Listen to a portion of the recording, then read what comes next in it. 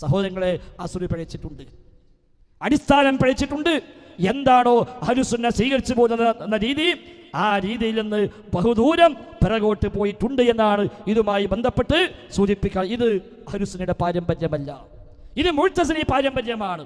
ഈ നിഷേധങ്ങൾ മുഅ്തസിലി പാരമ്പര്യമാണ്. കഴിഞ്ഞ ഭാഷകൾ പറഞ്ഞു. അപ്പോൾ അവർക്കൊരു പ്രയാസം, മുഅ്തസിലിയൊക്കെ പറയുമ്പോൾ അത് തങ്ങൾ പിന്നെ വ്യക്തിഹത്യല്ലേ, അത് ആക്ഷേപമല്ലേ, അറബി പറഞ്ഞ ആക്ഷേപമല്ല, അതൊക്കെ ഇത് ആക്ഷേപിച്ചതല്ല. നിങ്ങൾ മുഅ്തസിലിയാണ് എന്നല്ല പറയുന്നത്, മുഅ്തസിലിയാക്കൾ അതേ അസുരാണ്, അതേ പാരമ്പര്യമാണ് ഇതിൽ. അത് നിങ്ങളും സമ്മതിക്കുന്നുണ്ട്. അലിമദനി തന്നെ പറയട്ടെ, ഇതിന് അവർക്ക് ആരാണ് ഇതിന് മുൻഗാമി ഉള്ളത്? അദ്ദേഹം പറഞ്ഞോട്ടെ. ജസ്സാസിനെ പോലെയുള്ള മഹാരഥന്മാരായ പണ്ഡിതന്മാർ, അതുപോലെ തന്നെ വേറെ ഒരുപാട് പണ്ഡിതന്മാർ ഇതിനെക്കുറിച്ച് സൂചിപ്പിച്ചിട്ടുണ്ട്. ഇമാം ജസ്സാസ് അദ്ദേഹം വളരെ പ്രഗത്ഭനാണ്. അബൂബക്കർ ജസ്സാസ് അദ്ദേഹം ഹനഫി മദ്ഹബിലെ വലിയ പണ്ഡിതനാണ്, ധാരാളം ഗ്രന്ഥങ്ങളുടെ കർത്താവാണ്.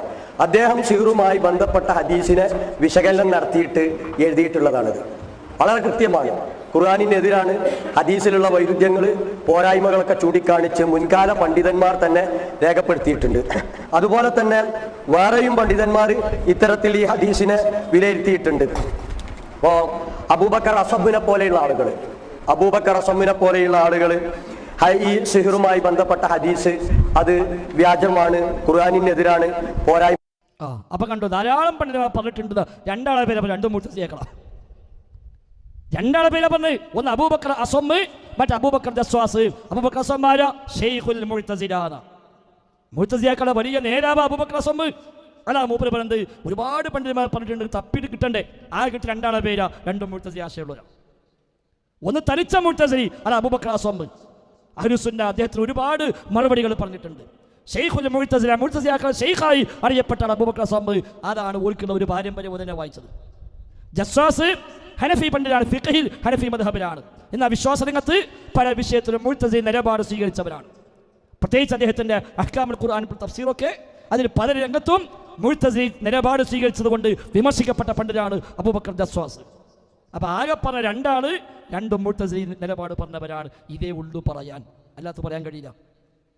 ഇമാം ബുഖാരിയെ തള്ളിയിട്ട്, ഇമാം മുസ്ലിമിനെ തള്ളിയിട്ട്, ഇമാം അഹ്മദിനെ തള്ളിയിട്ട്, ഇബ്നു തൈമിയെ തള്ളിയിട്ട്, ഇബ്നു ഖയ്യിമിനെ തള്ളിയിട്ട്, ഇബ്നു കസീറിനെ തള്ളിയിട്ട്, ലോകത്ത് വന്ന അഹ്ലുസുന്നയുടെ നേതാക്കന്മാരെ മുഴുവൻ തള്ളിക്കളഞ്ഞിട്ട് അവസാനം രണ്ട് പൂർവികന്മാരെ വായിക്കാൻ കിട്ടിയതാ മുഅ്തസിലി ചിന്താഗതിയുള്ളവരെ. ഇതാണ് ഞങ്ങൾ പറഞ്ഞത്, ഇത് അഹ്ലുസുന്നയുടെ പാരമ്പര്യമല്ല. അതുകൊണ്ട് നിങ്ങൾക്ക് അഹ്ലുസുന്നയുടെ പാരമ്പര്യമില്ല, മുജാഹിദ് പ്രസ്ഥാനത്തിൻ്റെയും പാരമ്പര്യമില്ല. കാരണം പ്രമാണ നിഷേധം മുജാഹിദ് പാരമ്പര്യമല്ല.